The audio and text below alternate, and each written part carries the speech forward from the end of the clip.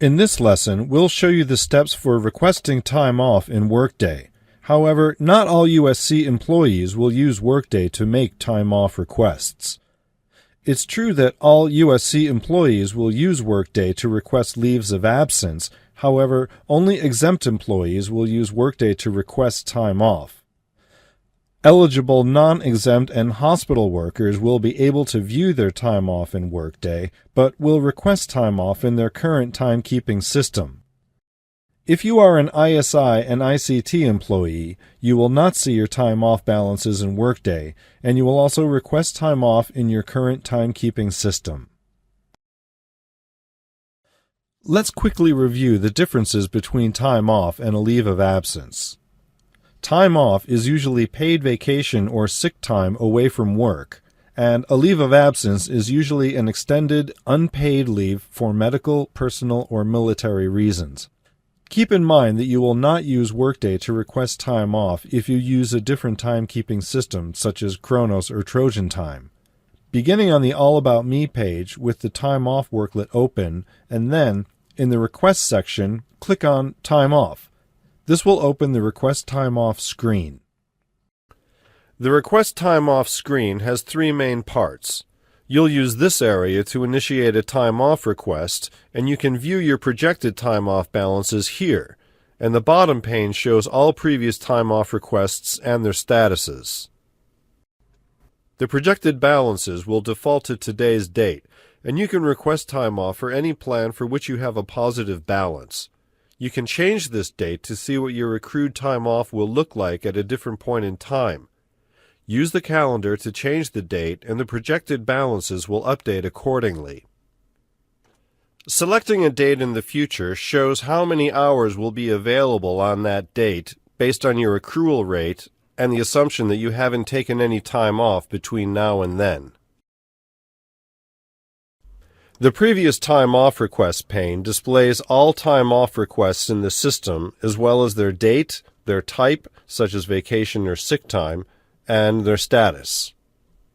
So now let's go ahead and request some time off. For this example, we're going to request 2 days of vacation time for Tommy, a Friday and a Monday, to make a long weekend. To begin, click the calendar icon and enter the first date of the requested time off. You can also just type in the date if you prefer to do it that way. Click the prompt in the type field and select the type of time off you are requesting, which in this case will be vacation. Next, in the requested field, enter the amount of hours requested for that day. Depending on your daily schedule, this will be either 7.5 or 8 hours for a full day. Please note that the unit of time for some time off plans is measured in days, while other plans are measured in hours. We're working with the full-size browser here, so the unit of time is clearly visible. But depending on your screen size, this may be hidden from view, and you may need to scroll over to see the unit of time for the type of time off you are requesting. To add an additional day of time off to the request, click the Add Row button, which is the green plus sign. Workday automatically populates all the fields so that this addition will be a sequential workday with the same number of hours and the same type of time off. This accommodates for scenarios where you are requesting multiple days off in a row for the same purpose, but these fields can be overwritten for cases where you are in Workday making a time off request for different purposes. Rows can easily be removed from the time off request by clicking on the blue X. The projected balance in the right-hand side of the page will update as you make changes to your request. You can add a comment as to why this time off is being requested, and this will be useful for anyone else who will need information about the request, such as your approving manager. When you are done, click the Submit button. The screen will verify that you have submitted a time off request and will alert you to any next steps. In this case, approval by a manager is necessary. You can also view the details and processes for the request you just made or begin another time off request. Click Close when you're finished. To check the status of a request, go to your Inbox worklet and click on the View Entire Inbox link and select the My Request or the Process Status tabs. You can see here that this time off request has a status of In Progress, meaning that it has been sent to the manager for their approval. The request can still be canceled by clicking on the Cancel button on the right-hand side of the grid.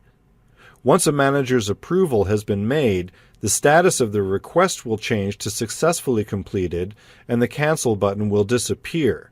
However, the status change to Successfully Completed does not mean that you have already taken the time off. It just means the request has been approved by your manager. This concludes the lesson on requesting time off in Workday. Thank you for viewing. Please view the other lessons for time off processes that have been created for you, such as requesting a leave of absence or viewing your time off balance. There are also other lessons for other tasks in Workday, such as working with your retirement savings plan and updating your personal information.